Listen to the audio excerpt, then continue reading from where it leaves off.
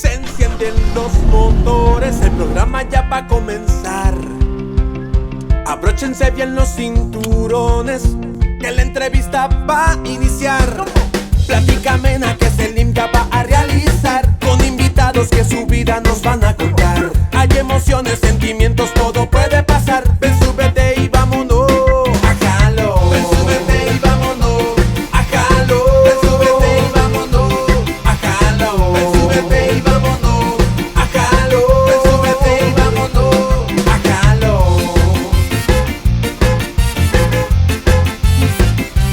A Jalo. Ven, súbete y vámonos a Jalo. Ven, súbete y vámonos a Jalo. Ven, súbete y vámonos a Jalo. Ven, súbete y vámonos a Jalo. Ven, súbete y vámonos a Jalo. Con Selim López.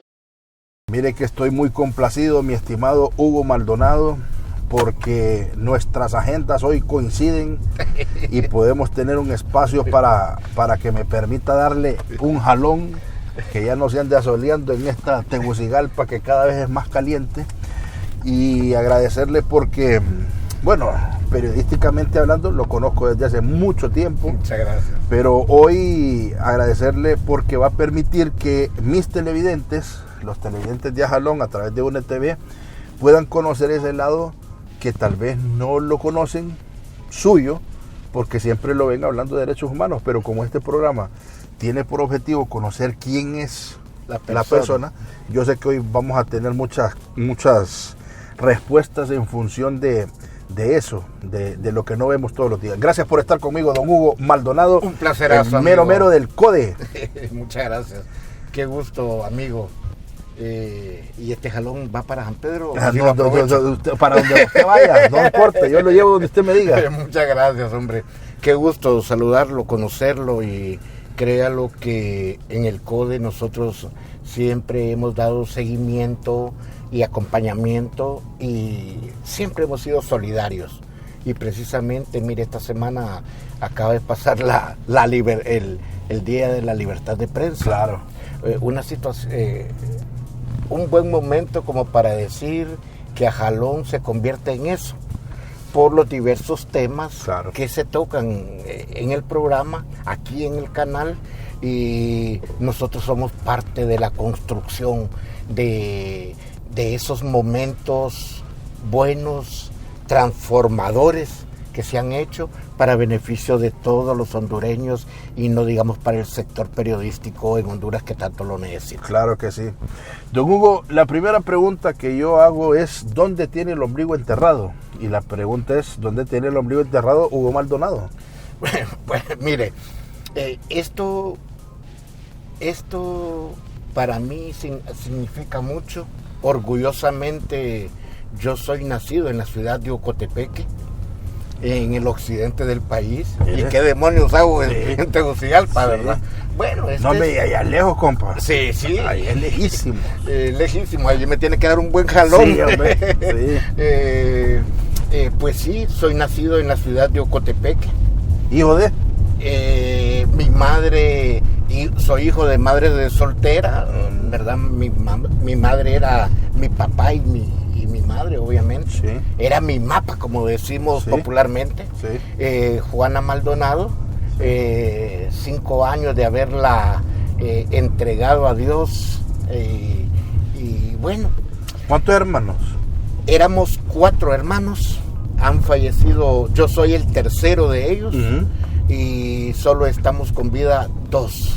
¿Pero de papá y mamá o solo de mamá? Mire, habemos dos de... sí, con quien vivo somos de padre y madre. Uh-huh. Correcto. ¿Pero el papá por qué se fue?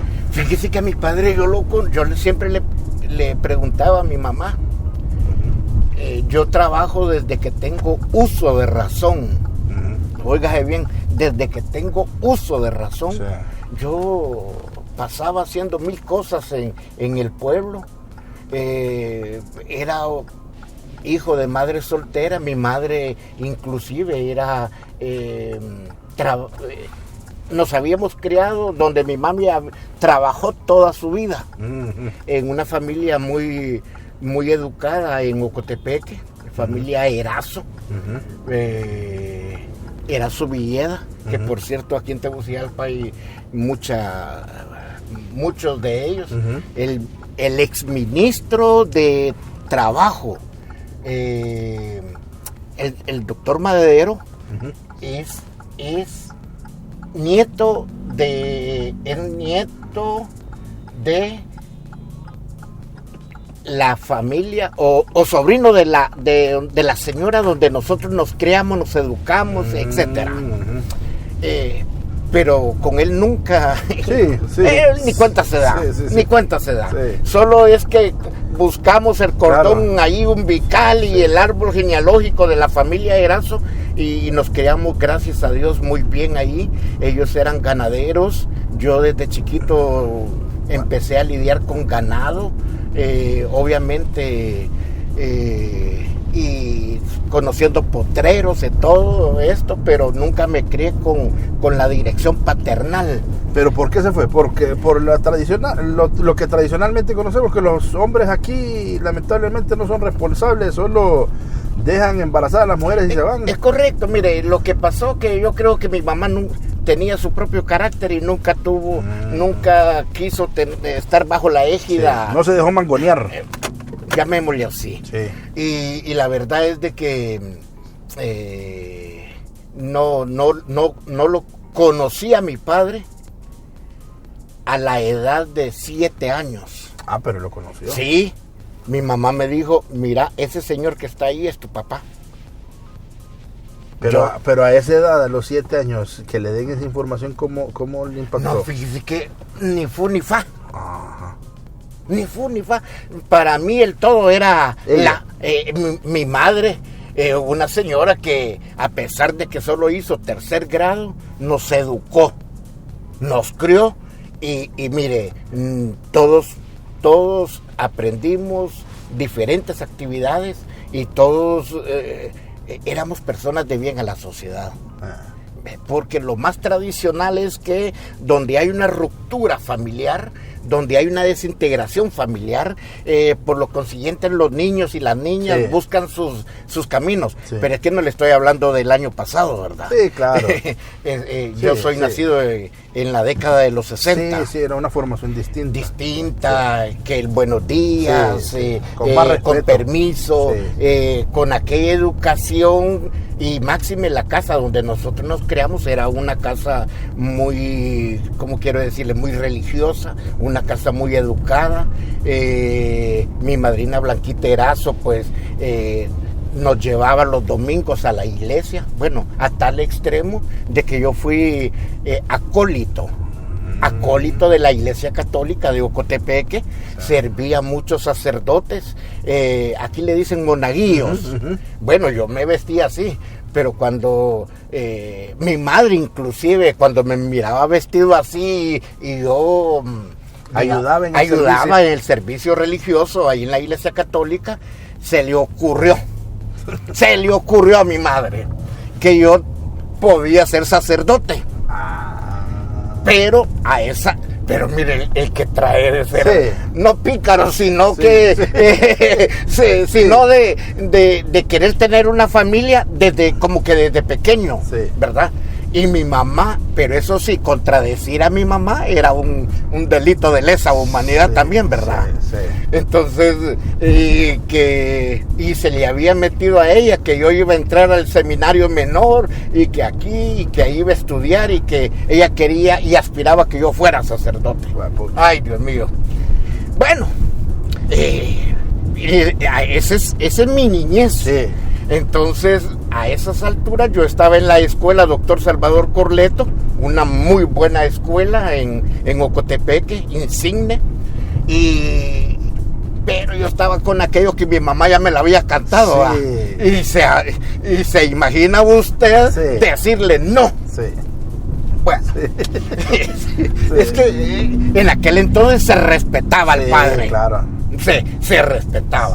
Bueno, entonces mi madre, allá yo iba a dejar todas las mañanas quizás a las 7, entre las 6 llevaban la leche a la casa, ahí, y yo llevaba la leche al convento de la Iglesia Católica.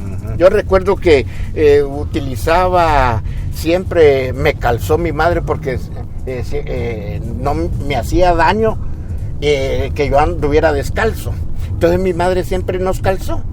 Pero yo manejaba unos pantaloncitos cortos y vestidito, y yo iba a dejar todas las mañanas la leche al convento de la Iglesia Católica. Y ahí me desayunaba con los sacerdotes ahí. O sea, yo tuve una dirección exacta para ser una persona de bien.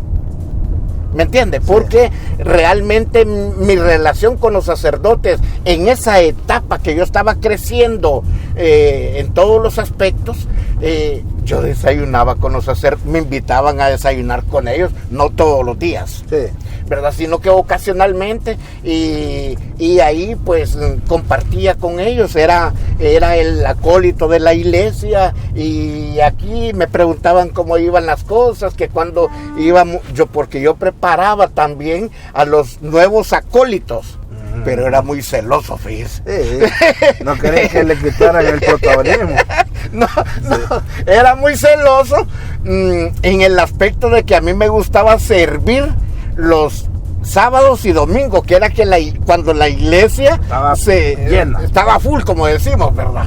Entonces, y los lunes a viernes nosotros designábamos y a otros niños de ahí de la iglesia, pero en fin, nosotros los acompañábamos siempre, teníamos ese compromiso moral, espiritual.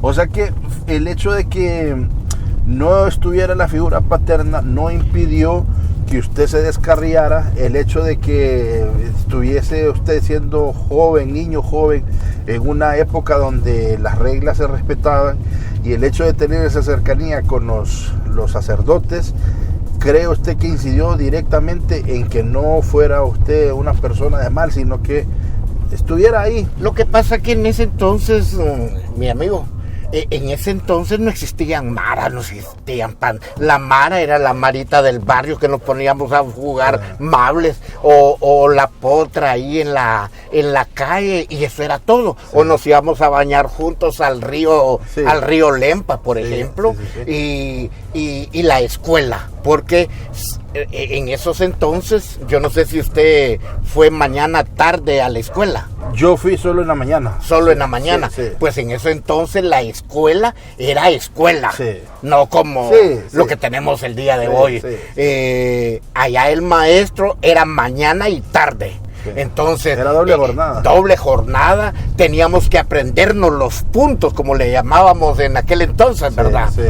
Teníamos que aprendernos los puntos y todo eso, y trataba de ser responsable. Nunca fui un alumno de 5, como decíamos antes, ¿verdad? Máxima sino que un término medio.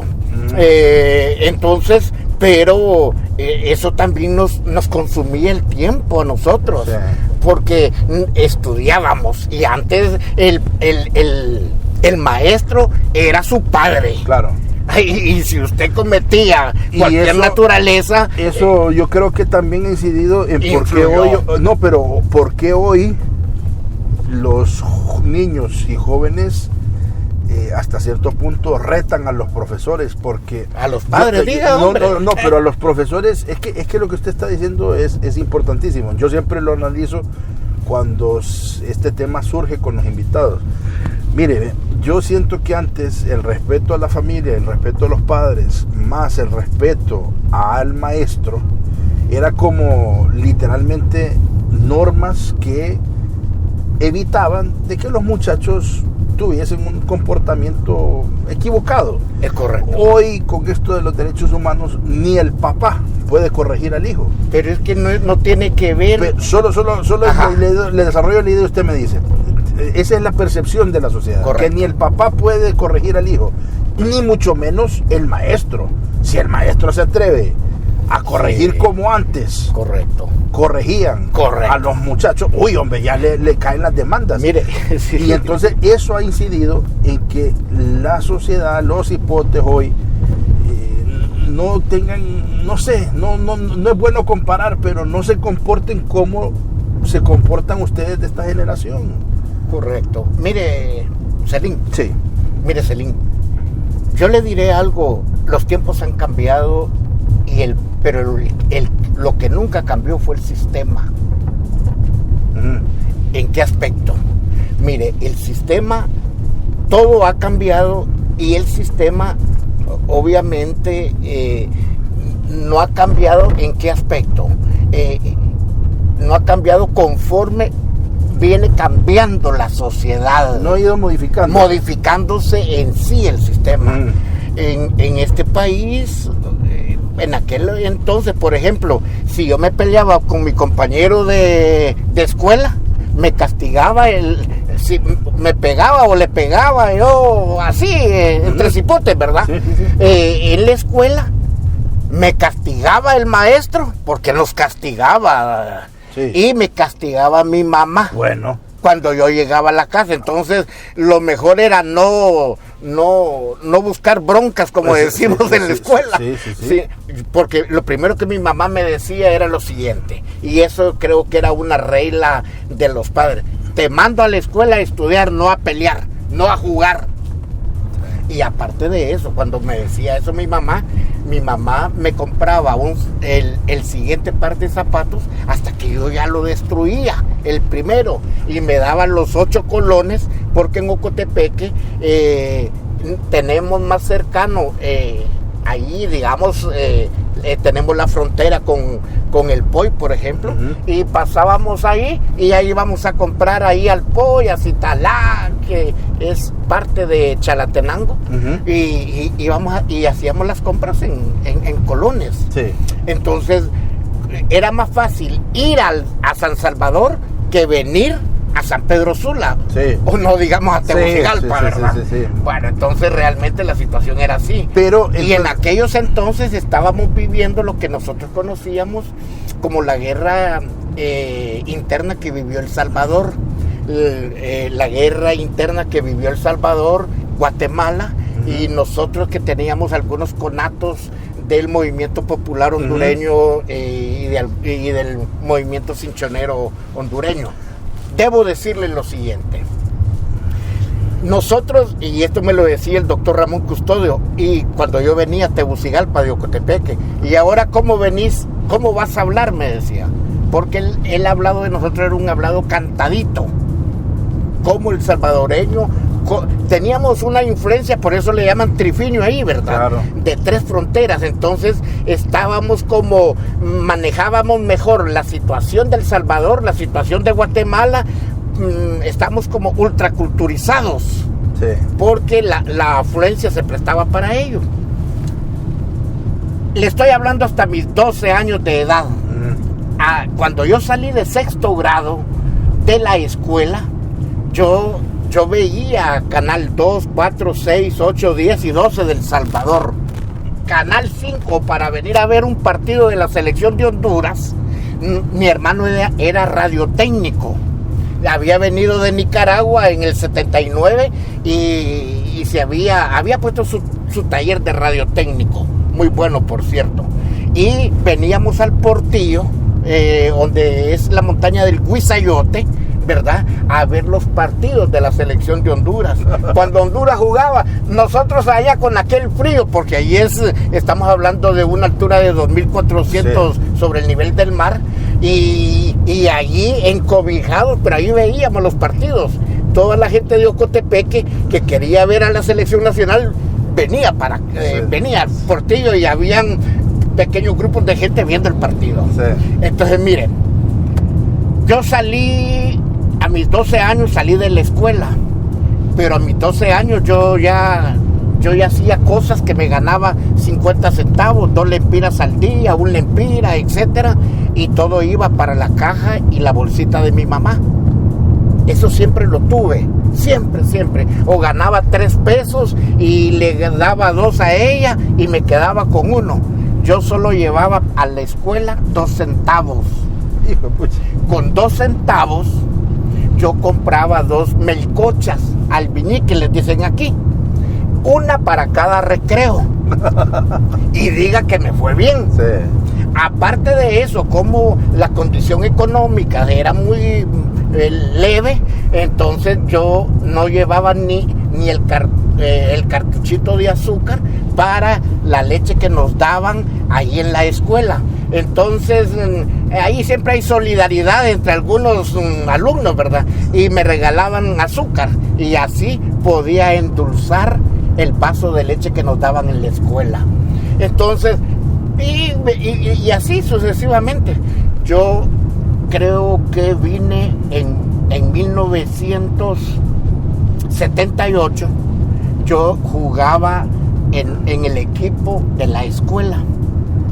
Entonces vine a jugar, en aquel entonces existían los campeonatos escolares, sí, a nivel nacional. Sí. Ojalá se lograra recuperar eso. Sí. Y hubo un campeonato nacional que nos tocó que venir a Juticalpa a jugarlo. Ajá. Pero le voy a decir, yo era el portero del equipo de la escuela, de la Salvador Corleto. Ahí nos van a expulsar de repente. pero ¿por qué? Yo era el portero de la selección de la escuela, pero yo no podía venir con mi nombre, como Hugo Ramón Maldonado, sino que vine con nombre prestado. ¿Por qué? Porque ya me había pasado de la edad,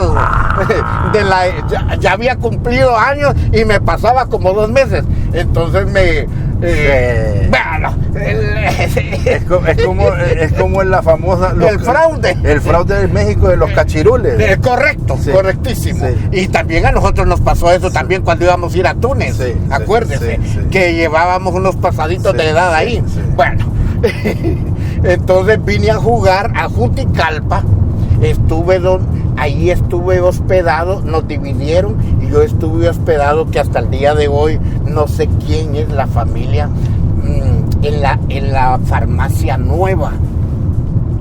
Sé que los dueños eran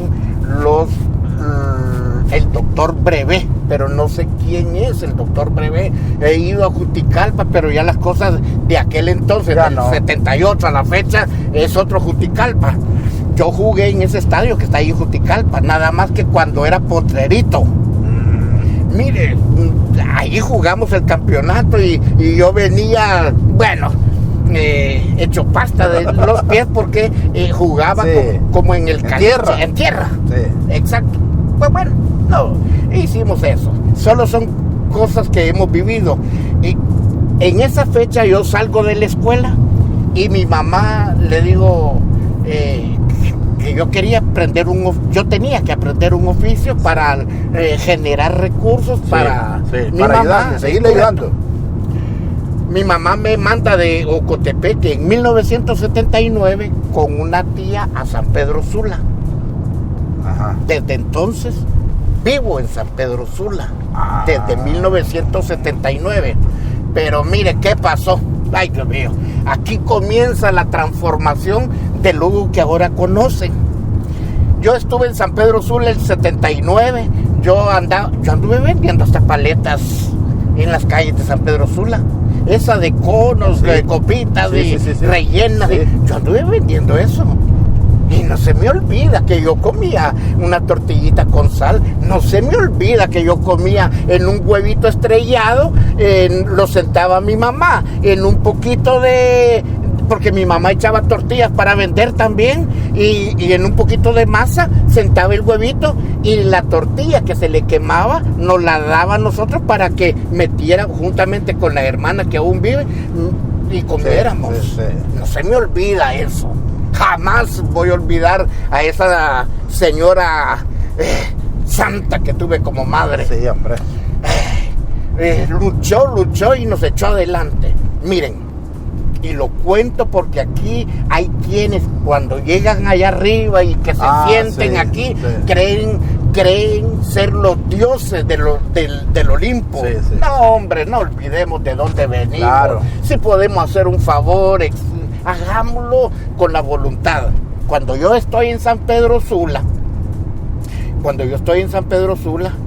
yo vengo, eso fue el 79. El 83 ya era dirigente patronal en San Pedro Sula. Ocha. Con 14 años encima, hermano, por el amor de Dios. Ay, Dios mío. Y fundamos lo que, juntamente con otros compañeros, lo que hoy es la colonia La Unión. Por cierto, un sector muy caliente en la actualidad. En aquel entonces no. Sí. Ni se pensaba en nada. Hoy es un sector caliente. Yo soy fundador de la colonia La Unión y tuve 2 atentados en esa colonia. Como yo era dirigente, yo repartí los solares de la colonia La Unión y les voy a contar algo. Ahí fue donde yo fui en el 83. Espéreme. Mire, en el 83, un 13 de marzo de 1983, en 1983, un 13 de marzo, el doctor Ramón Custodio convoca a patronatos del sector porque se iba a dar un tallercito de derechos humanos. Yo con 14 años.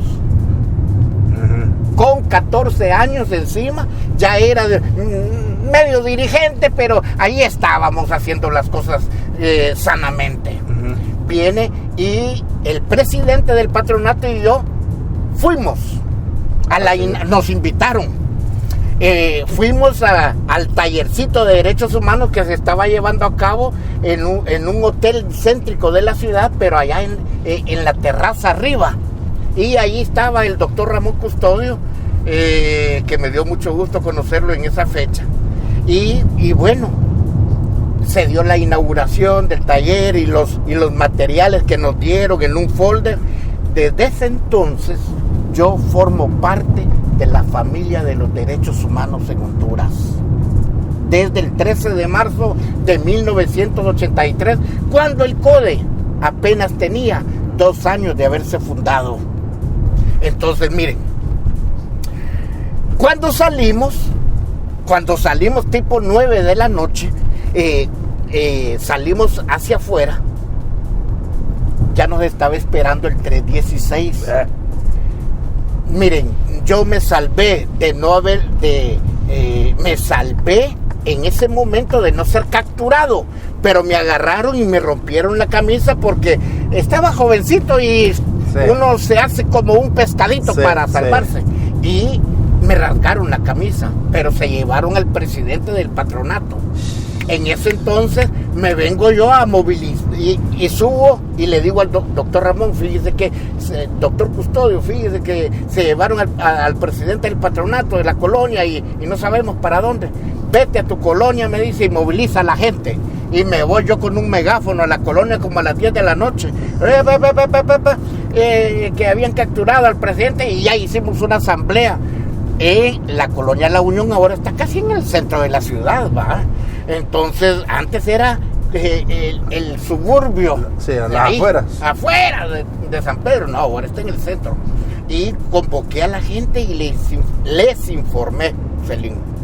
Entonces, hicimos una marcha por toda la Tercera Avenida en aquel entonces.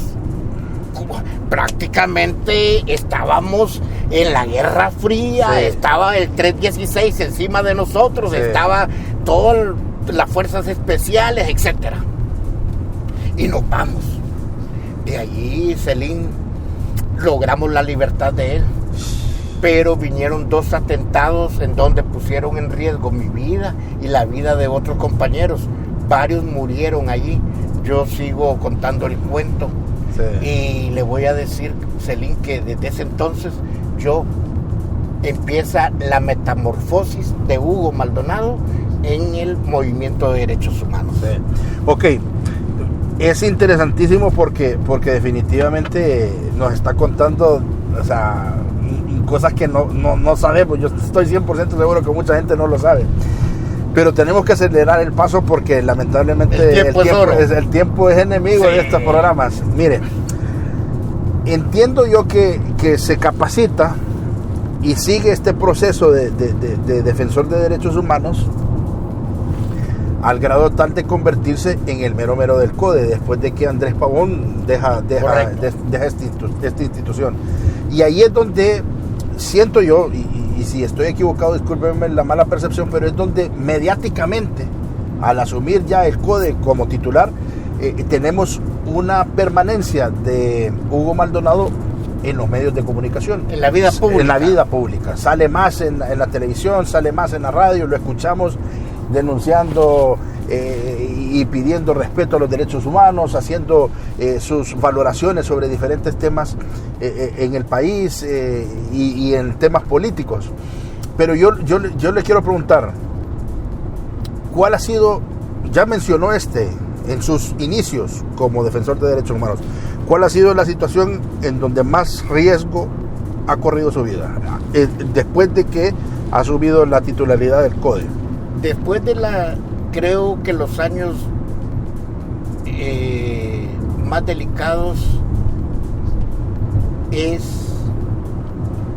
de 2 años, 3 años para acá. Aunque yo en el 84 yo fui detenido y desaparecido. Estuve 8 días bajo tortura. Sí. En mi oreja izquierda o derecha me apagaban los cigarrillos.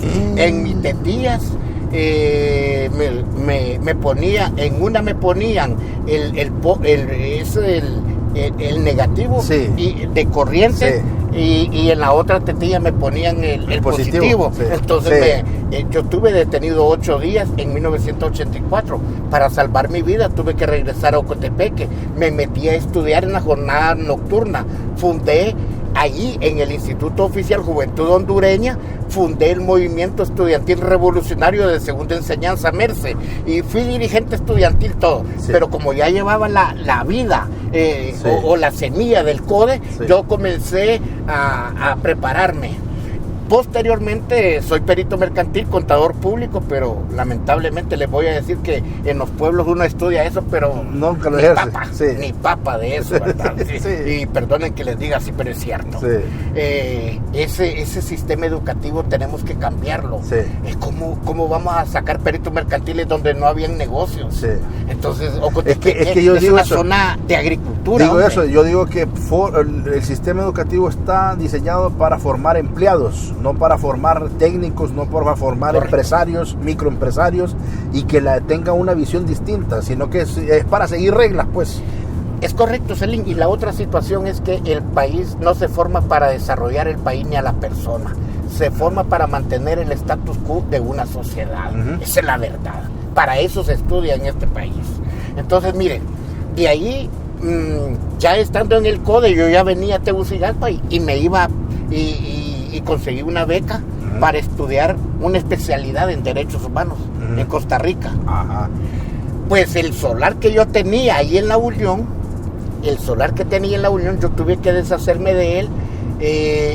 Allá ya estaba sacando el último módulo de derechos humanos para terminar mi pasantía y ¿saben qué? Tuve que venderlo en 25,000 empiras en el 92, en el 92-93. En el 94 yo vengo graduado de Costa Rica y me recluta Naciones Unidas. Me recluta Naciones Unidas para siempre como activista del CODE y emprender un proyecto en derechos humanos en todo el departamento de Ocotepeque. El doctor dio el visto bueno, participó el CONADE, CODE, Naciones Unidas y la gobernación departamental de Ocotepeque en aquel entonces, del 92 del 94 al 96. En el 96 hay una metamorfosis a nivel del CODE a tal extremo de que yo ya ejercía la vicepresidencia del CODE. Ya ejercía la vicepresidencia del CODE y se muere el licenciado Jorge Sierra Moncada allá en San Pedro Sula y la oficina queda acéfala y el doctor me nombra con el consenso del Directorio Nacional, me nombra que yo me venga a tomar posesión me venga a tomar posesión de la oficina. Sí, mucho gusto. Sí, bueno. Entonces, ahorita vamos a hacer una pausita porque... Una pausa comercial. Porque no, mientras seguimos hablando. Correcto. Entonces me decía. Entonces, venimos... Sí, señor. Buenos días, cabrón. ¿Qué tal está? Todo bien. ¿Me permite su licencia, su revisión? Con mucho gusto. ¿Usted es policía o es militar? Las dos cosas, policía y militar. Ahorita... Yo soy Hugo Maldonado del Comité de Derechos Humanos, amigo. Qué bueno, me alegro. Mucho gusto. Estamos Grabando un programa de televisión ahorita que hacemos en el carro. Sí, solo que como venía, le están haciendo... Es que yo pensé que era que bajara velocidad. No que me orillara. No, es correcto. De hecho, el alto de bajar velocidad, Sí. ¿me entiende? Pero como venía un poco rápido... Bueno, no, pero está bien, puede revisarlo. No hay problema, amigo. Dele, puede revisarlo. Estas son las pequeñas cosas que se dan, pero está bien, pero sí. me parece que es correcto. Sí. Las personas de bien y las personas honestas no debemos oponernos. Gracias, la señor. autoridad es la autoridad. Y muchas gracias, amigo. Muy amable. Sí, es que mire, le voy a explicar una cosa. El que nada debe, nada Así teme. es. Un número uno. Pero también no hay que dejarse amedrentar por parte de los operativos. El respeto merece respeto. Pero ¿sabes qué? Mire, muchas veces, y no es por hablar mal de las autoridades ahorita, pero muchas veces se arman operativos y no son miembros de la policía. Por eso le pregunté yo si era de la policía o del ejército. Claro, y además, bueno, no sé si está legalizado que militares hagan estén haciendo este tipo de operativos. No. El militar no debe pedirle, no está autorizado a pedirles la licencia de conducir, menos que sepa de cuestiones de vehículos. Exactamente. Entonces, según la ley de tránsito, solo un agente de tránsito puede hacerlo. Es correcto. Pero yo accedo porque accedemos no porque tengo nada malo así que es, no, correcto. Nada malo y debemos de, la soberbia no debe de privar en nosotros si queremos mantener la paz y la tranquilidad como sociedad. Como lo que estábamos diciendo, los ánimos están tan caldeados. Correcto. Que digamos, si yo me le pongo al brinco a este hombre, ya se pone al brinco él y no terminamos el programa. Porque así lamentablemente es la cosa. Pueden suceder muchas cosas. Nos enchachan y pueden suceder muchas cosas del link. Pero me cuenta entonces que llega, entonces queda céfala el CODE y entonces le dicen a usted, bueno, váyase para San Pedro Sula. Entonces en San Pedro Sula era una novedad que un muchacho llegara como coordinador de la oficina. ¿Cuántos años tenía usted más o menos? ¿Unos 22? No, ya tenía más años. Ah, ok. Estamos hablando de los años 96. Ah, sí, claro. Sí, claro. Estamos hablando de los años 96 hasta el 2015. Estuve de coordinador de la oficina regional de San Pedro Sula. Entonces de ahí y venía reeligiéndome, o la Asamblea Nacional del CODE nos venía reeligiendo en el cargo como vicepresidente. Cuando Andrés ya en el 98 asume Andrés la presidencia del CODE. Ahí entramos en una disyuntiva, pero como en el CODE hay un respeto a un respeto democrático. Ahí habían de la democracia cristiana, del Pino, habían de UD, habían de liberales, nacionalistas y de todos los partidos políticos. Sí. Pero nunca mezclábamos la situación política con el quehacer de los derechos humanos. Claro. Entonces, y entre Andrés y yo en una asamblea nacional viene y que quién iba a asumir. Los asambleístas decían que me tocaba asumir la responsabilidad del Comité de Derechos Humanos en aquel momento. Y le dije yo, miren, somos tan naturales que yo le dije en ese entonces, y bien no recuerdo, no, asumí la voz, Andrés.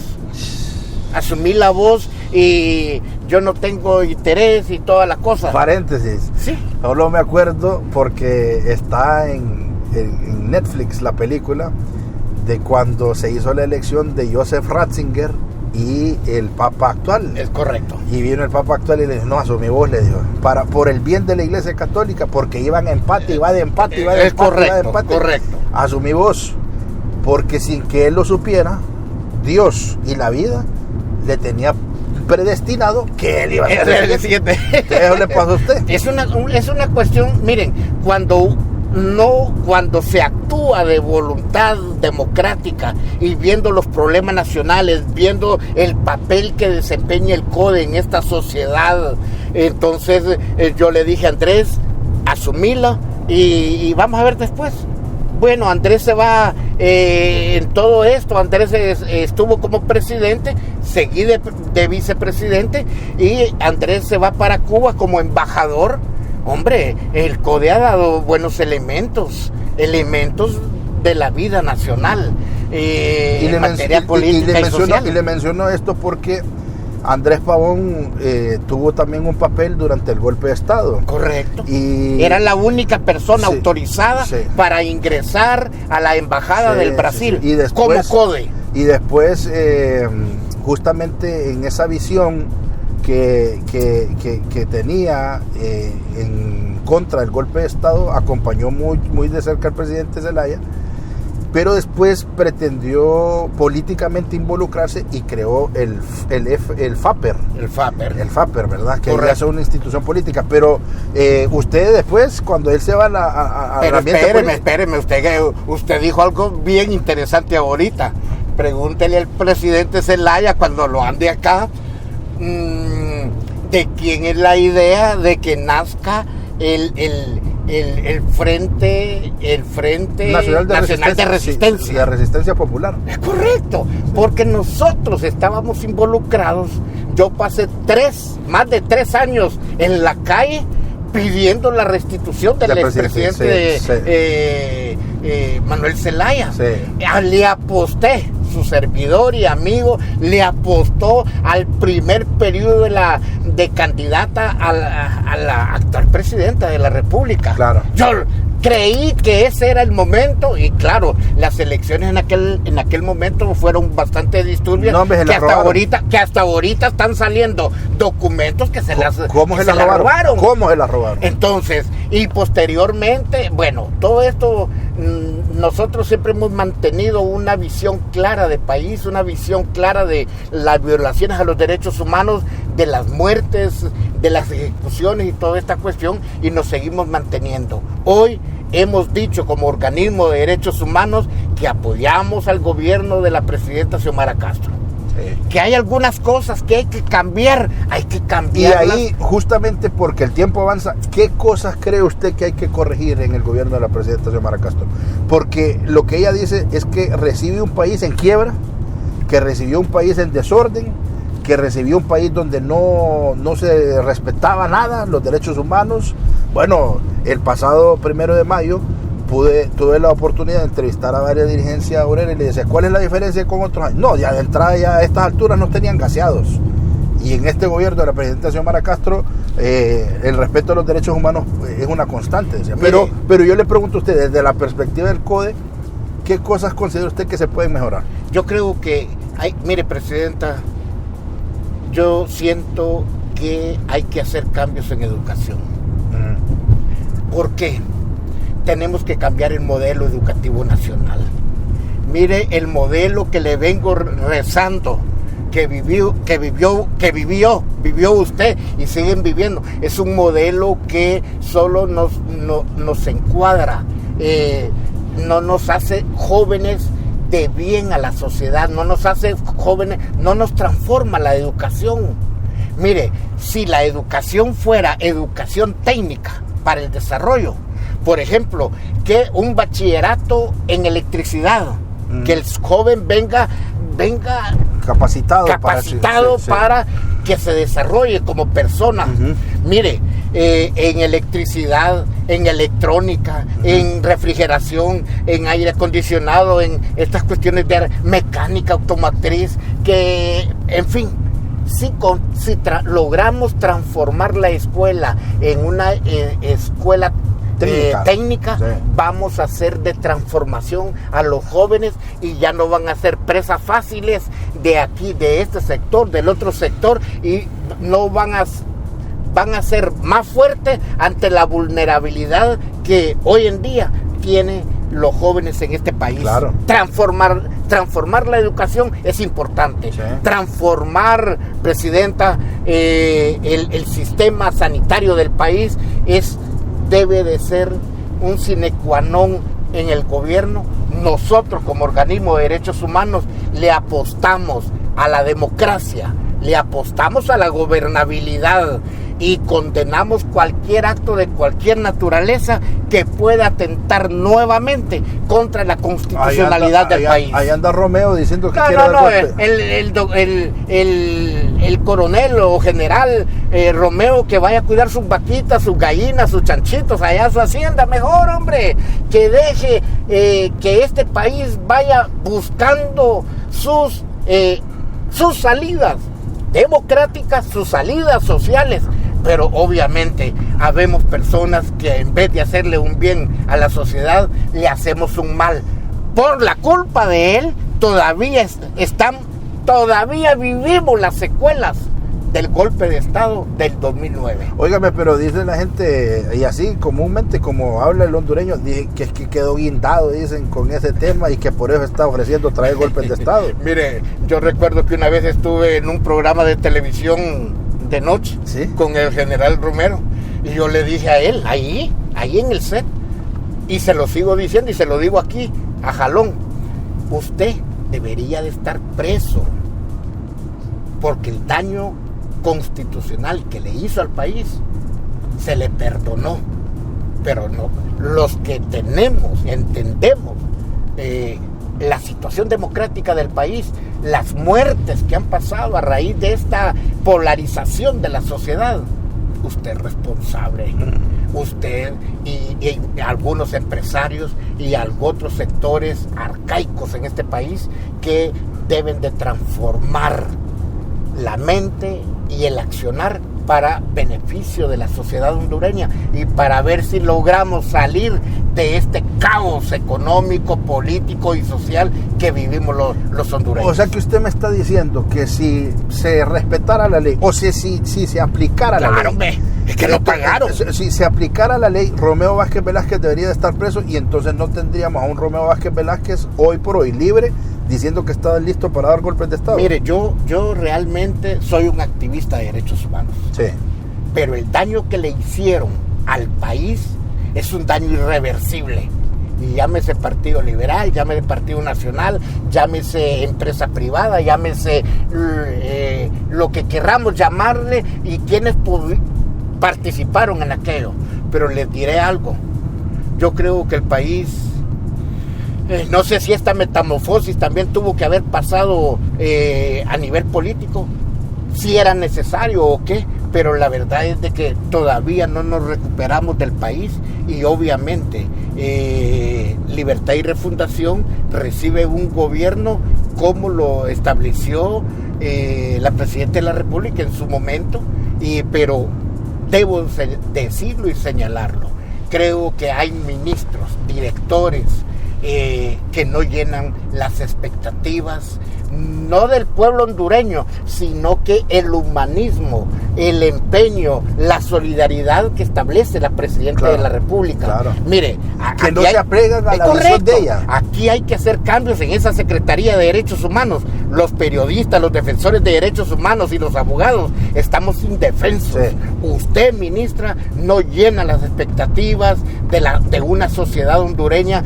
y de los sectores que por 40 años hemos proclamado la defensa, la promoción de los derechos humanos en este país. Y creo, y se lo digo, Presidenta, y se lo digo al pueblo hondureño, que debería de ser una de las ministras removibles por parte de la Presidencia de la República. Otro tema que se ha generado en estas últimas semanas es el tema de las cárceles. ¿Qué piensa el CODE de las cárceles? Mire, nosotros venimos trabajando en el sistema penitenciario. Nosotros trabajamos con niñez.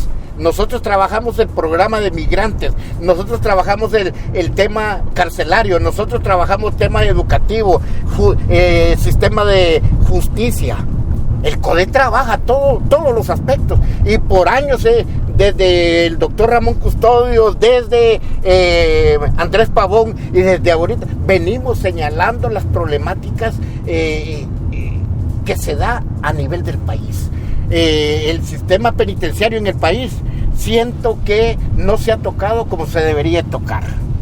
Siento que el problema penitenciario en el país Yo inclusive me atreví, y perdóneme doctora Yulisa, le dije públicamente que nos prestaran 6 meses la dirección del Instituto Nacional Penitenciario de esa ley que el CODE trabajó para la formulación de esa ley. Permítannos y nosotros le vamos a ayudar al fortalecimiento del sistema penitenciario en el país. ¿Cómo? Mire, nosotros conocemos la problemática, conocemos a los familiares de los privados de libertad, nosotros conocemos los problemas sociales del país y nosotros conocemos qué es lo que se hace allá adentro, al interior de cada centro penitenciario en el país y la parsimonia que ha habido del sistema justicia para atiborrar. Por ejemplo, mire, Celín, se ha mencionado que se quieren construir 2 centros penitenciarios, uno en La Tigra y otro en el Patuca. En el Patuca. Ah, sí. Mire, no es necesario. ¿Saben qué es lo que pasa? Que aquí el sistema de justicia realmente viene y tiene atiborrado 19.600 privados de libertad en este momento. Muchos de ellos, más del 60% de ellos quiere conocer su condición jurídica. Mire, se construyeron 3 cárceles de máxima seguridad. Estructuralmente lo son. El problema es que quien contamina a la cárcel y a los privados de libertad es el ser humano que mete una arma, que mete una munición. Miren, últimamente hemos estado escuchando en los centros penitenciarios como que si es feria patronal. Sí. No, tenemos que poner un alto y la responsabilidad recae sobre el Estado de Honduras. Claro. ¿Qué podemos seguir esperando de Hugo Maldonado en el CODE? ¿Qué podemos esperar los hondureños de usted como defensor de los derechos humanos? ¿Y qué recomendaciones le deja a la población en general y a las autoridades que hoy tienen la oportunidad de estar al frente de este país? Mire, nosotros hemos mantenido relaciones institucionales con diversas secretarías de Estado. He hablado con el señor ministro don Tomás Vaquero. Me parece que es una de las personas que creo que está al tono de las circunstancias. No lo sentía al ministro que acaba de renunciar, al muchacho que fue Pedro Barquero. A Pedro Barquero. Yo no lo sentía a la altura del gobierno de la República, no lo sentía que tenía esa empatía. Maneja muy bien algunos temas, es un técnico en economía, y creo que la otra situación es que hay directores de instituciones. Yo admiro mucho el trabajo, por ejemplo, de Dulce Villanueva. Admiro mucho el trabajo de la licenciada Suá Martínez, por ejemplo, que son temas que van con nosotros. Claro. Pero no admiro las políticas públicas que desde la Secretaría de Derechos Humanos, sí. ¿Me entiende? Entonces, lamentablemente, con las secretarías que deberíamos de tener más empatía y más trabajo, lamentablemente que han puesto cubo de hielo y nos parece que hasta esa Secretaría de Derechos Humanos hasta secuestrada la tiene la doctora Natalie Roque. En realidad no llena las expectativas de la sociedad y de los grupos vulnerables en Honduras. ¿Y de usted qué podemos esperar? Un compromiso social para beneficio del país, para el beneficio del gobierno de la República, en el sentido de que buscamos y consolidar esa gobernabilidad. ¿Sabe por qué? Porque si Libertad y Refundación y la presidenta Xiomara Castro logra culminar 4 años con un buen gobierno, nos va a ir bien a todos los hondureños. ¿Y a la sociedad qué consejo le deja? Chica, miren, la sociedad es bien difícil porque hoy en día hay una sociedad ávida de trabajo. Tenemos una sociedad que tenemos que mejorarle las condiciones de salud, las condiciones educativas, tenemos que mejorarle las condiciones de ver cómo lograr que esa canasta básica logre llegar a las familias hondureñas. Y no es con la bolsita solidaria o la otra, no se trata de eso, se trata de buscar el desarrollo social pero como un bien común de la sociedad, y que la sociedad misma sepa, entiende que venimos sabe y entiende que venimos de un problema político que verdaderamente, no sé, lo vivimos, lo superamos, pero que está costando respirar socialmente a nivel de país. Mire que ha sido bien interesante esta plática y me quedo con muchas preguntas más, ¿verdad? Pero definitivamente creo que hoy nos llevamos un concepto ya más personalizado hasta cierto punto de quién es usted y de dónde viene, y que esta lucha no es de hoy, pues es de años. Cumplí 40 años. Sí, Cumplí 40 años de estar en el CODE. Imagínate. Del 83, Sí. el 13 de marzo de 1983 a la fecha. Sí. Y habrá Hugo para rato. No sé. Sí. Quien Hay lo que pedirle a decide Dios, ¿va? es correcto. Sí. Quien lo decide Sí. es el de arriba. Pero usted tampoco es que le da motivos para que se lo lleve, ¿verdad? Fíjese que le voy a decir algo, Celín, y al pueblo hondureño. Ah. Fíjense que yo tengo más de 50 años y nunca he estado hospitalizado. Mire. Nunca me he enfermado de nada. Sí. De nada. Y yo veo un montón de problemas sociales en la pandemia. Yo no sé ni el COVID me quiso a mí a tal extremo. Mire, esto es bonito decirlo. Recuerde que cuando la pandemia tuvimos las inundaciones en el Valle de Sula, allá andaba en los albergues, anduvimos con el pequeño equipo de trabajo, anduvimos en los hospitales, y con el pequeño equipo de trabajo anduvimos en los centros penitenciarios. Mire, el CODE es un organismo de sociedad civil que hablamos porque conocemos los temas, sí, los manejamos, y sobre todo, déjeme decirle que ni aún así me pegó el COVID. Ni aún así. Pero se puso las vacunas, ¿va? ¿O no? No, tampoco. Yo soy antivacuna. Ah, bueno. Y recomiendo no ponerse vacunas Okay. al pueblo hondureño. Plagueazo, pues gracias, don Hugo. Un plagueazo, espero que se haya sentido cómodo. No, hombre, muy bien. Qué bueno. Pues. Contarle que no me va a dejar botado aquí. No me preocupe. No. Gracias a ustedes por haber estado con nosotros. La historia de vida de don Hugo Maldonado ha estado en Ajalón. Los esperamos el próximo programa. Que estén bien. Se encienden los motores, el programa ya va a comenzar.